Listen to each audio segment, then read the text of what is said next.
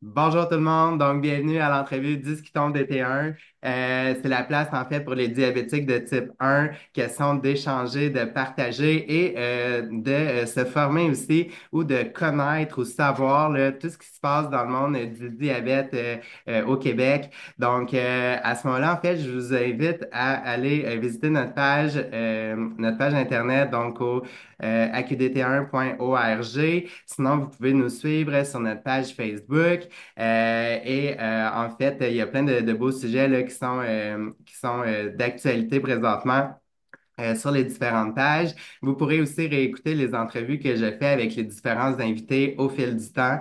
Donc, merci tout le monde. Et bien évidemment, si vous n'êtes pas encore membre, je vous invite à le faire en ayant de plus en plus de membres dans la communauté. Ben, à ce moment-là, ça nous permet, lorsqu'on a à négocier ou à intervenir auprès de différents intervenants, ben, ça nous donne une marge de manœuvre plus grande ou un plus grand pouvoir au niveau des décisions. Donc, merci là, de devenir membre de notre association, oui. Donc, aujourd'hui, en fait, j'ai un invité, en fait, de Diabète Bas Saint-Laurent, donc Guillaume Gagnon. On va parler, en fait, de l'organisme, de ce qui peut, de ce que ça peut changer, en fait, dans nos vies en tant que diabétiques. Donc, à ce moment-là, Guillaume, j'en dis pas plus. Je me dirige vers toi. Donc, parle-moi un peu de toi. Qui es-tu? D'où viens-tu? Écoute, moi, je suis originaire de Bécomo, à la base. J'ai fait des études en activité physique à l'Université de Trois-Rivières. J'ai passé quelques années dans la région de Trois-Rivières, après ça Montréal. Toujours travaillé dans le milieu de l'activité physique. En 2007, on a fait un grand changement avec mon épouse, ma famille. On s'est envenu dans le Bas-Saint-Laurent. Donc, à Rimouski, au Bic, en fait, j'habite au Bic, exactement. Fait que j'ai toujours été dans le milieu de l'activité physique. Pourquoi, en fait, puis ce qui m'a emmené un peu vers Diabète Bas-Saint-Laurent, ben, en 2007, je travaillais pour une clinique de physio. J'ai été aussi chargé de projet pour Diabète Bas-Saint-Laurent à ce moment-là comme kinésiologue. Le fait que je suis attiré un peu par le diabète, en fait, c'est que ma sœur, après 3 grossesses avec du diabète de grossesse, est devenue diabétique de type 1 après son troisième enfant. Puis j'ai vu un peu voyons, comment dire, la charge que tout ça amène, les changements que tout ça amène. Fait que tu sais, je me suis intéressé beaucoup à la maladie à partir de là pour pouvoir, comprendre ce qu'elle vivait puis l'aider un peu à travers ça. Fait que quand le poste de chargé de projet pour Diabète Barcelone est apparu, ben, je trouvais ça intéressant parce que voyons, ce que je devais faire comme chargé de projet, c'était installer des activités pour les personnes diabétiques. Donc, on organisait différentes activités sur le territoire que Diabète Barcelone dessert. Puis, à la fin de la subvention, le poste a été créé par une subvention de Santé Canada. Donc, à partir de là, ben, j'ai décidé de m'impliquer au niveau du conseil d'administration. J'ai été 10 ans sur le conseil d'administration, dont 6 ou 7 comme président. Là, je me souviens pas du nombre d'années, mais ça, c'est pas important. J'étais sur le conseil d'administration, c'est ça qui est. Puis, moi, avec la pandémie, ben, j'étais travailleur autonome. Ça faisait 10 ans que j'étais travailleur autonome, ou un petit peu plus ou un peu moins, en tout cas, peu importe. J'étais travailleur autonome, donc du jour au lendemain en activité physique, j'avais plus de travail et c'est en septembre, donc la pandémie a commencé en mars. En septembre, la directrice qui était à Diabète du Bas-Saint-Laurent depuis 12 ans m'a annoncé qu'elle s'en allait et en me demandant si j'avais le goût de prendre son poste. Donc, fait que moi, avec toute l'instabilité que la pandémie créait pour mon type de travail, donc en activité physique, j'ai décidé de faire le saut. Ça crée une stabilité. Fait qu'à partir de là, ben, depuis septembre 2020, c'est moi qui est le directeur de Diabète Bas-Saint-Laurent. Donc, à partir de là, bon, ça a été aussi une bonne conciliation, je dirais, travail-couple. Mes enfants sont rendus grands, sont quittés, mais par contre, je tombais sur les mêmes horaires de travail que ma conjointe. Donc, c'était un bon move de ce côté-là, un bon changement. Fait que c'est ça. Donc, depuis septembre, ça fait 4 ans et demi là, que c'est moi qui est directeur. Le changement était facile pour le conseil aussi, là, parce que je nous voyais mal comme conseil d'administration commencer à faire des entrevues en pleine pandémie pour trouver un nouveau directrice. Euh, Puis moi, ben, comme je connaissais tous les dossiers en tant que président, ben, c'était un changement facile à faire. Puis moi, ben, ça me permettait aussi de rester dans le milieu, tu sais, soins, prendre soin d'eux, parce qu'en activité physique, moi, je m'étais spécialisé beaucoup plus dans les problèmes musculo-squelettiques, là. J'avais fait beaucoup de formations, problèmes de dos et tout ça. Fait que je continuais quand même à faire à prendre soin, à prendre soin, là. C'est un peu de ce côté-là. Fait que c'est un peu ce qui m'a amené vers le diabète, là. C'est beaucoup ma sœur qui m'a amené vers à ce que je m'intéresse à ça puis que je pose de ce côté-là. Fait que c'est un peu mon histoire là, par rapport à ça. Donc, en fait, on n'est pas obligé d'être diabétique pour s'intéresser à la cause. D'avoir une personne près de nous peut faire la différence également. Donc, merci d'être là. Merci d'être là en son nom. Puis, pour tous les autres diabétiques, incluant ceux du Bas-Saint-Laurent, en fait, là, le secteur là, que vous desservez. Et là, en fait, dis-moi, c'est quoi l'histoire de Diabète Bas-Saint-Laurent? Comment ça a été créé? Pourquoi c'est quoi la mission de votre organisme? OK. Ben, Diabète Bocéan, en fait, a été la première version date de 86.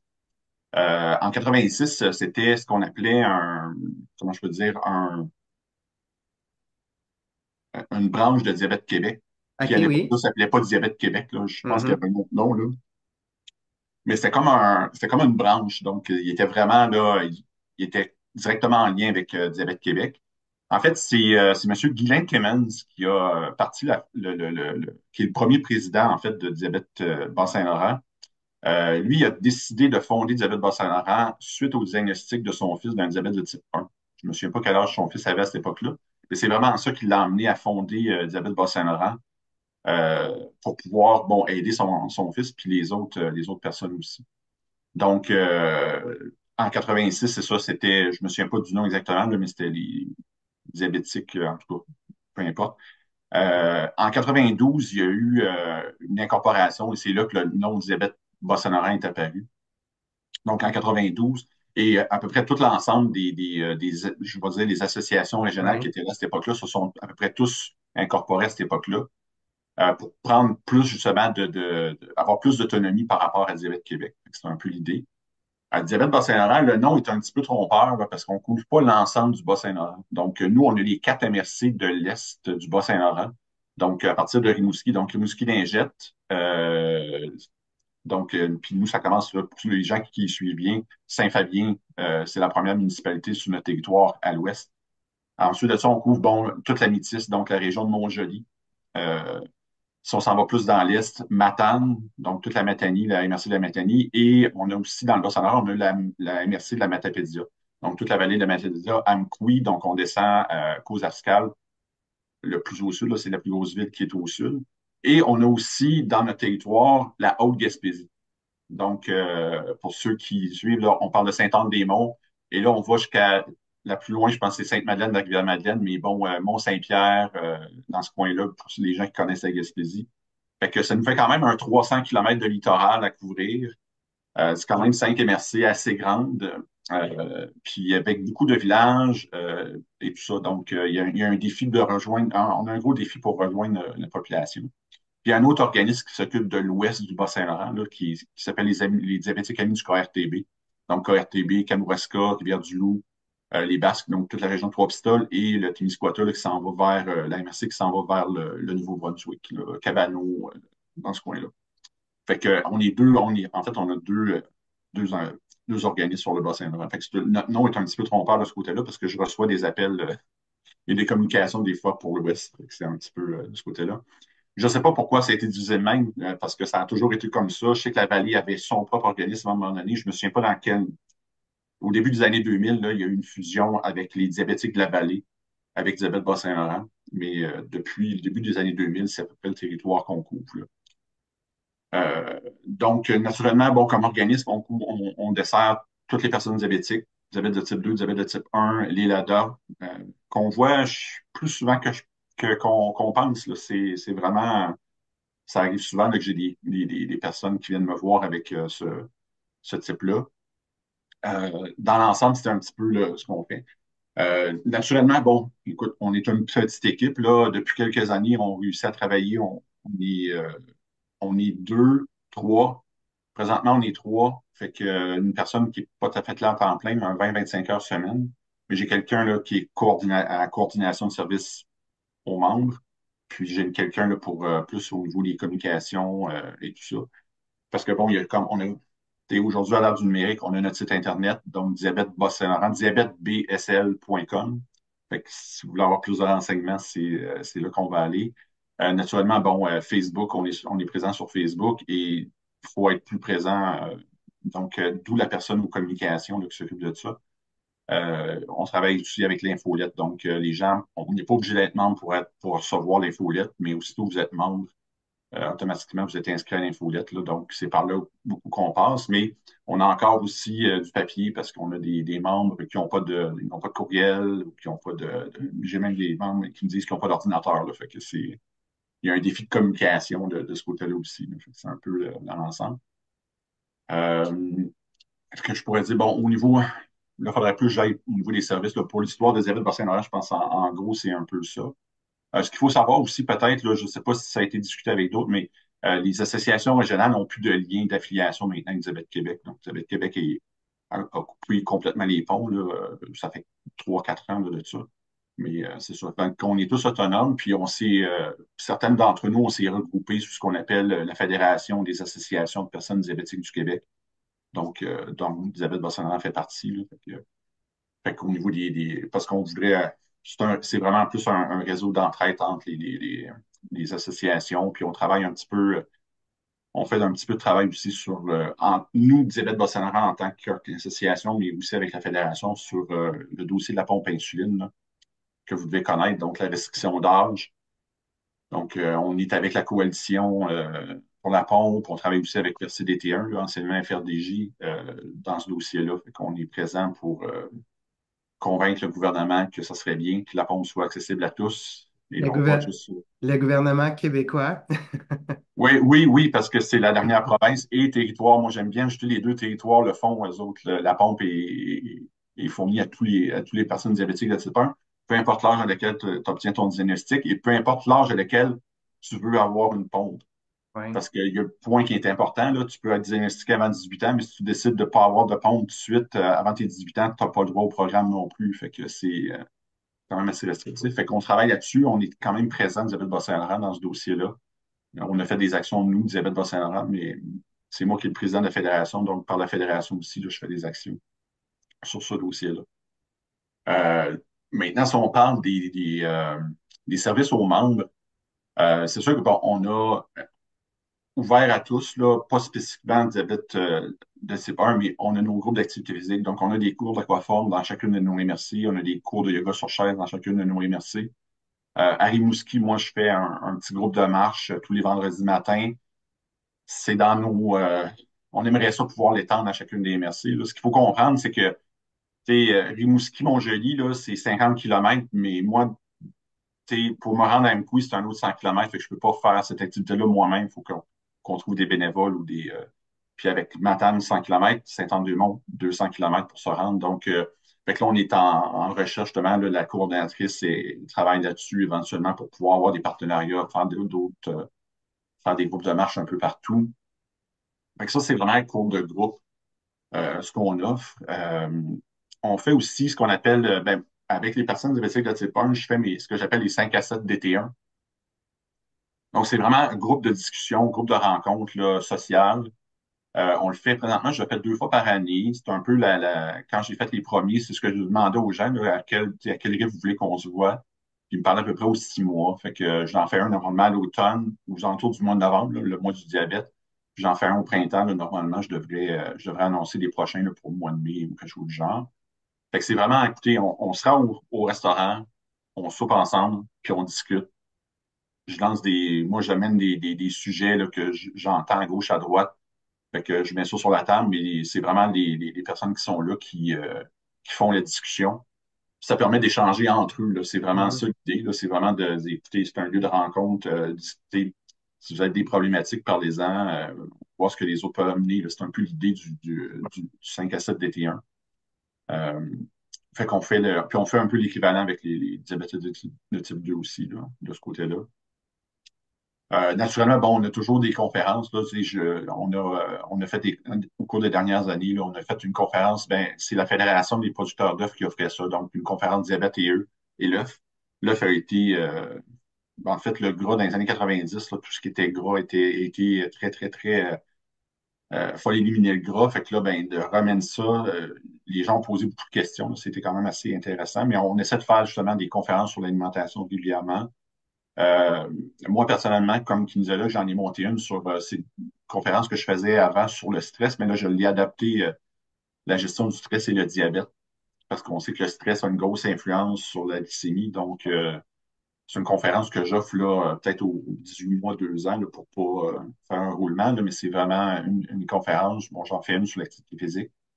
Euh, il y a une infirmière qui nous en a fait une conférence sur gérer votre diabète quand vous êtes malade. Donc, les jours de grippe, de rhume, de gastro, de scie, qu'est-ce qu'il faut faire? Là? Parce qu'on sait que ces journées-là, on mange moins.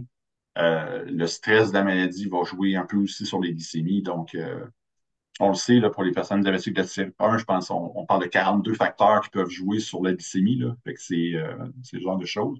Fait que ça, au niveau, puis ça, c'est le genre d'activité qui est ouvert à tous. Là. Nous, on l'annonce. Euh, Puis c'est vraiment ouvert à tous, pas besoin d'être membre pour participer à ces activités-là.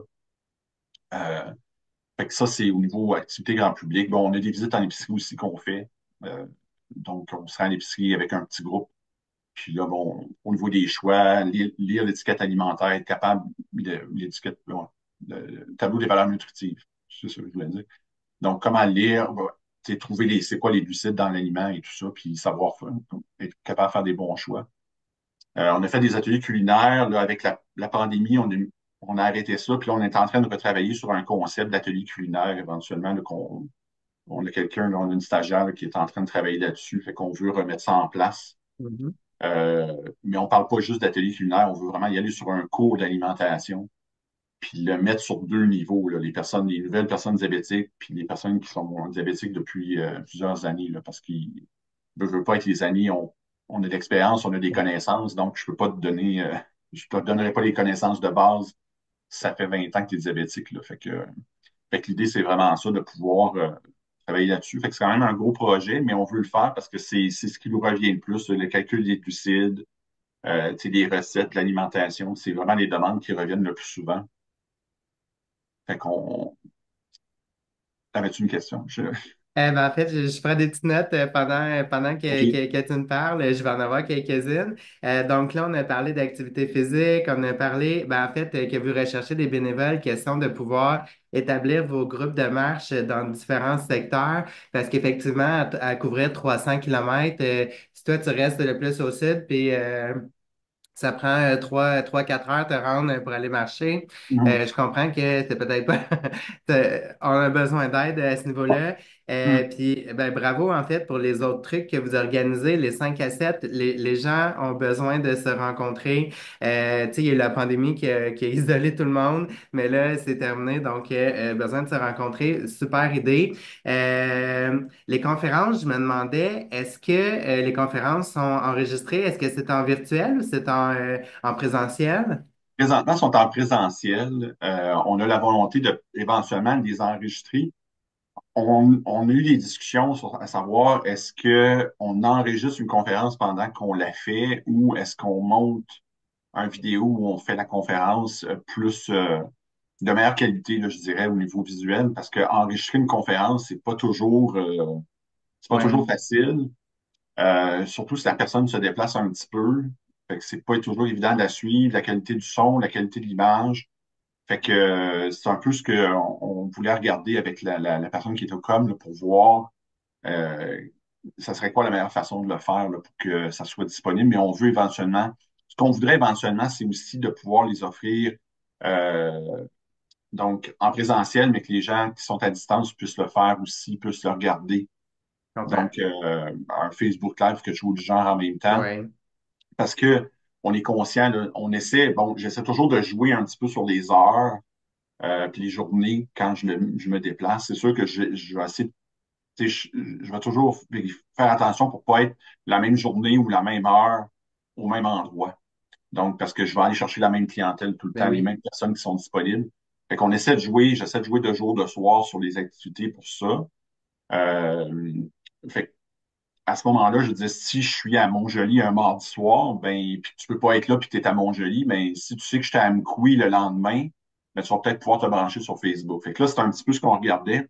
Et c'est de trouver l'équipement pour que la personne qui fait la conférence soit autonome, soit capable d'installer ses affaires, que ça fonctionne, puis qu'il n'y ait pas besoin d'arrêter pendant sa conférence parce que ça Ouais. bloque tout le genre. Là. Fait que c'est un peu l'idée, mais c'est ce qu'on voudrait faire parce que c'est avec la grandeur du territoire, puis pour avoir discuté avec d'autres associations qui ont des territoires un peu volumineux, là, Elisabeth Mauricie couvre toute la Mauricie plus la rive sud du Saint-Laurent, fait que c'est quand même grand aussi. C'est ce défi-là de pouvoir rejoindre le plus de personnes possible. Puis nous, on a beaucoup, tu sais, je te parlais des MRC tantôt, là, tu sais, je prends des MRC comme la Métis. Si je vais faire une activité le soir en hiver, il y a bien du monde qui sortiront pas parce qu'il y a plein de petits villages qui sont à 10, 15 kilomètres de Montjoli. Fait qu'ils se déplaceront pas en plein hiver le soir pour pouvoir venir.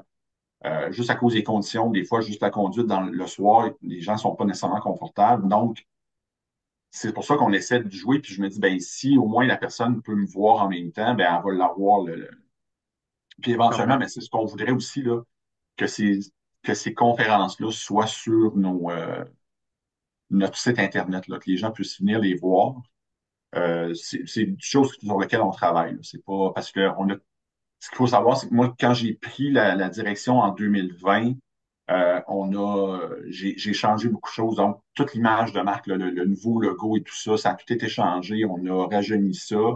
On a développé, bon, tout le concept d'image de marque là, qui vient avec la pandémie. Je dirais que c'est le côté positif de la pandémie. Comme on pouvait plus faire rien, ben, la personne qui travaillait a quitté puis a pris un autre emploi. Donc, j'avais une subvention pour 2 emplois, puis j'étais tout seul. Donc, on a pris cet argent-là pour pouvoir développer notre image de marque, puis nous aider pour pouvoir dire quand la pandémie va repartir, va partir, là, Ben va oui. disparaître, puis qu'on va pouvoir faire l'intervention, ben, on va être prêt, puis on va être à jour. Fait qu'on a refait notre image de marque, on a refait notre site Internet. Juste au niveau des cartes de membres, là, au niveau de la gestion des cartes de membres, je veux dire, quand je suis arrivé en place, j'imprimais des cartes, puis je les plastifiais, puis j'envoyais tout ça, tout se faisait par la poste. Là. Donc, si tu as 30 membres dans le mois, ben, si tu t'installes là, tu fais 30 lettres, tu plies 30 lettres. En tout cas, je disais, comme directeur, ça n'a aucun sens que je perde Ouais. autant de temps à ça. Fait que on a refait notre site Internet avec un CMS, donc toute la gestion des membres. Fait que les gens reçoivent des courriels, peuvent renouveler leur carte de membre directement sur le site Internet. Donc, ça a facilité beaucoup, mais c'est des investissements qui nous permettent maintenant de pouvoir aller un petit peu plus loin. Puis justement, éventuellement, là, on a un site Internet qui nous permet de mettre des vidéos dessus, ce qu'on avait, l'ancien site ne le faisait pas, il était pas assez, c'était trop compliqué de le faire. Là. Alors que maintenant, on est comme autonome. Là. La plateforme qu'on a pris, on peut gérer le site Internet de notre côté, puis on a de l'aide là, de la compagnie si besoin est. Fait que là, on est là-dedans. Là. Fait que c'est toujours la question du comment le faire, puis de pas. C'est parce que le temps qu'on prend pour faire des vidéos, c'est pas du temps qu'on prend pour aller voir le monde. Donc, faut s'assurer que c'est bien fait, puis qu'on continue à faire nos activités aussi à l'extérieur. Là. Fait que c'est un peu l'idée, mais on s'en va vers ça. Là. On est vraiment, la volonté est là. C'est juste de bien l'encadrer puis bien le faire. Puis on veut que ça soit bien fait aussi, que ça soit attirant parce que euh, il, il y a quand même, nous, on a quand même une certaine génération qu'il faut prendre en considération que Internet, les vidéos, c'est pas nécessairement Ouais. ce qui vont primer d'abord. Donc, à ce moment-là, ben, on veut que ça soit bien fait, que ça soit attirant, là, pas que ce soit des vidéos qui soient difficiles à regarder ou qui soient monotones à regarder. Là, c'est un peu l'idée. Mais on veut aller vers ça. Vraiment, là, on veut aller vers ça. On sait que de toute façon, on n'a pas le choix parce que c'est vraiment, tu sais, si je regarde mettons, les jeunes diabétiques de type 1 aujourd'hui, ça fait partie de leur vie. Fait que si on veut les rejoindre, faut aller vers ça. On n'a pas le choix. Ouais. Là. C'est vraiment, ils sont là, eux autres sont sur Internet, sont sur TikTok, sont sur Instagram. Donc, il faut, nous aussi, là, on se dit, bon, on a Facebook, on a un compte Instagram, mais là, bon, on a un petit peu de difficulté avec Facebook puis toute leur gestion. Là. Mais, tu sais, on se dit, éventuellement, va falloir aller sur les autres réseaux, les réseaux où les jeunes sont plus un peu.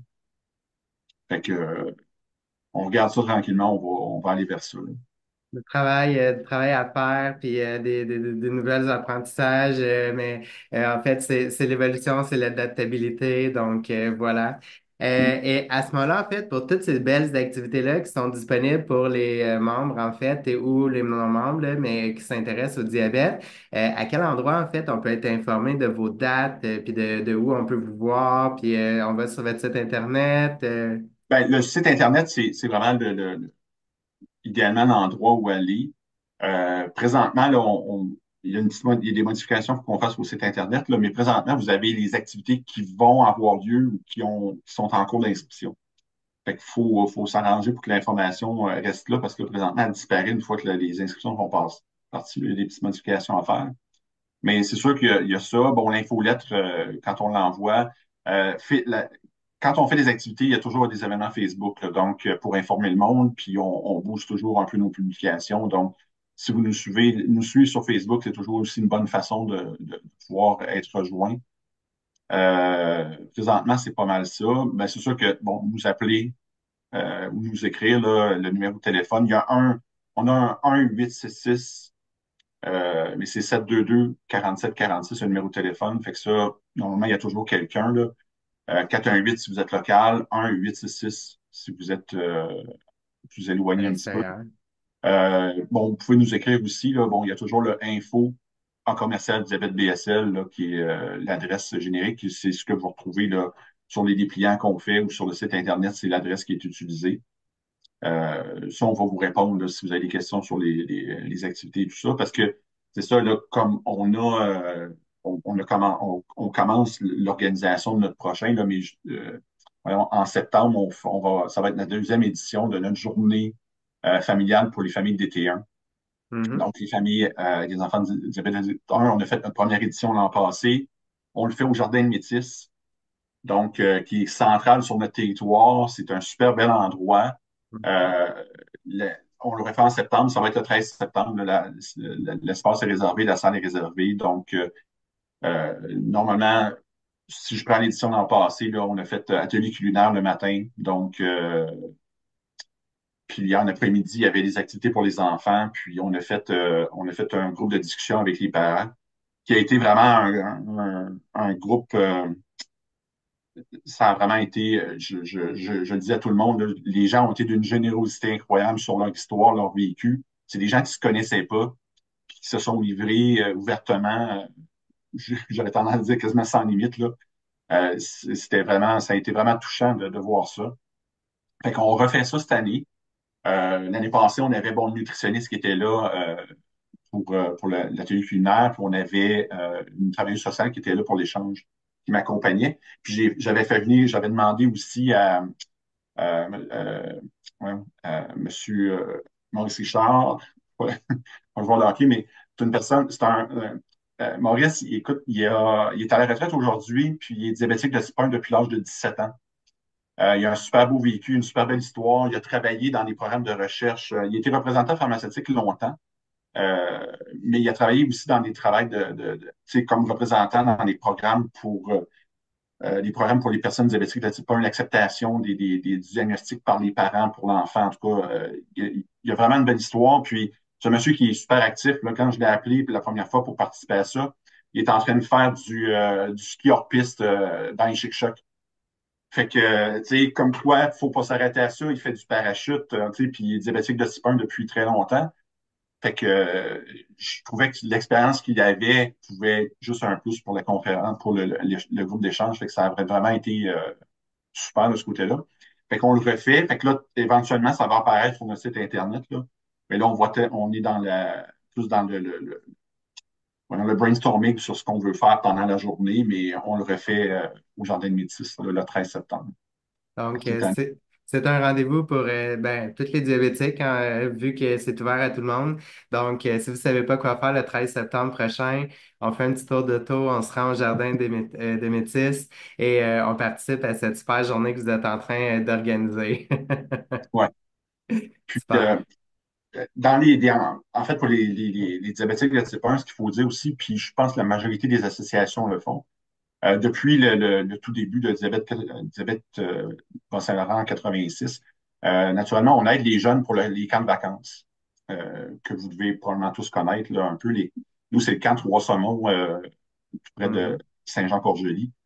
Donc, à chaque année, on envoie des jeunes et nous, on a créé un fonds. On a eu la chance bon, d'avoir des fonds pour pouvoir créer un fonds spécifiquement à ça, donc l'argent qui est réservé directement à ça.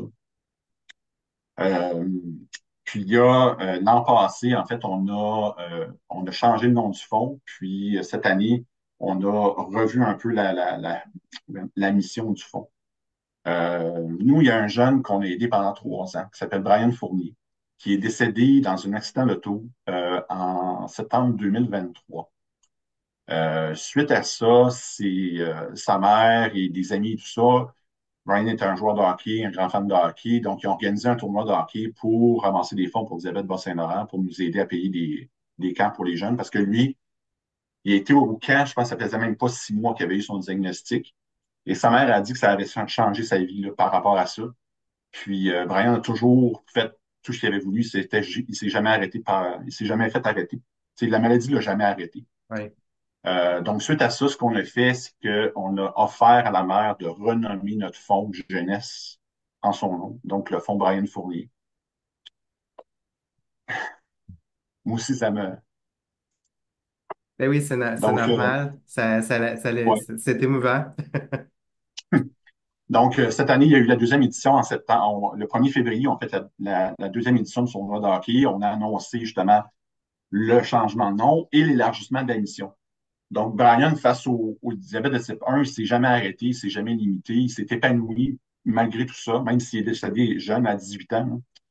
Il ne s'est jamais arrêté à ça, ça ne l'a jamais arrêté. Donc, ce qu'on veut avec le fonds Brian Fournier maintenant, c'est oui, on veut aider les jeunes à aller au camp de vacances parce qu'on sait que ça fait un changement, ça fait une grande différence dans la vie des enfants.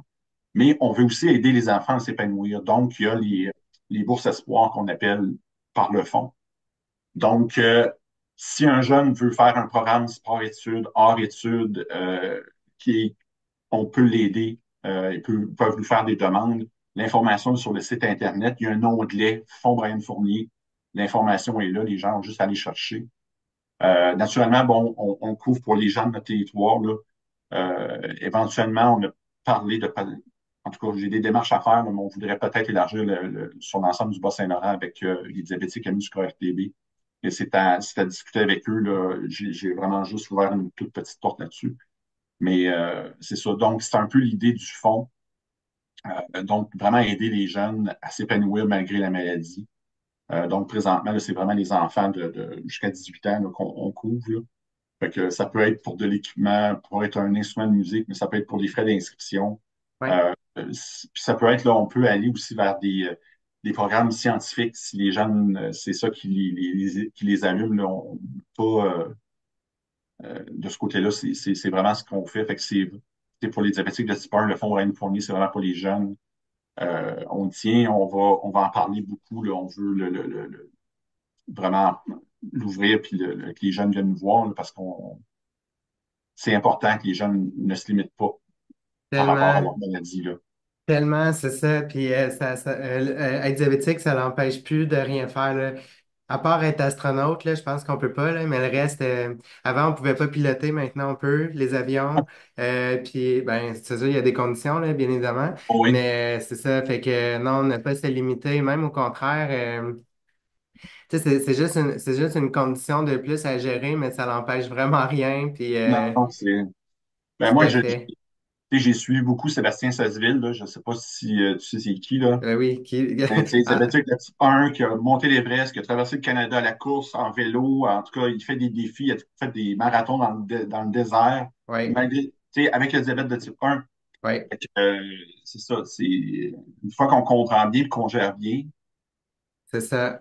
C'est de c'est pas. savoir, c'est de savoir puis de comprendre. Puis une fois que ça c'est fait, ben le reste, ça te fait. C'est pas toujours parfait, mais la vie est beaucoup plus simple.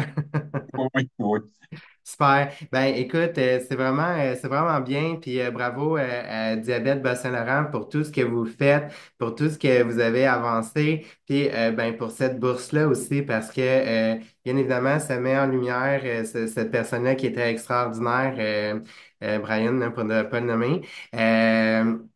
Eh bien, ça l'aide des diabétiques, en fait, à voir que justement, ça s'arrête pas juste à ça. Donc, c'est vraiment une belle mission. Puis, continuez. Puis, avec toutes les autres choses que vous faites, en fait, question de pouvoir créer des liens entre les différents diabétiques, puis de pouvoir leur permettre d'échanger. Parce qu'on le sait, quand on échange entre nous, ben, il y a des choses qu'on se dit qu'on comprend sans on est obligé de l'expliquer, tu sais, par rapport, mettons, à quelqu'un qui l'est pas. Fait que, tu sais, ces espèces de réunions-là ou de rassemblements-là, toujours important. Donc, je vous rappelle, Jardin des Métis, le 13 septembre, à ne pas manquer.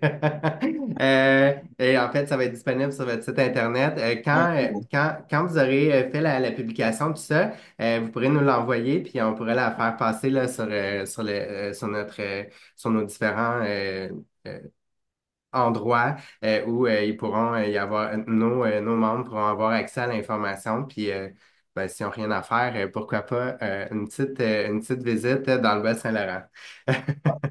Ben, merci beaucoup Guillaume, en fait, d'avoir pris le temps de venir nous expliquer c'était quoi en fait diabète Bas-Saint-Laurent, de nous avoir expliqué l'histoire, puis un peu qu'est-ce que vous faites, les services que vous offrez. Bien évidemment, ça va aider à mieux comprendre, puis justement aux personnes diabétiques de type 1 du Bas-Saint-Laurent qui sont membres de la QDT1, ben, je vous invite à communiquer avec eux, ben, avec l'équipe de Guillaume, question là, de pouvoir bénéficier de tous de tous ces beaux services-là qui sont essentiels à notre vie, ou en tout cas à la simplifier ou à la rendre plus légère. Donc, merci d'être là, puis merci pour votre belle mission. Est-ce que tu as quelque chose que tu voulais ajouter, un mot de la fin?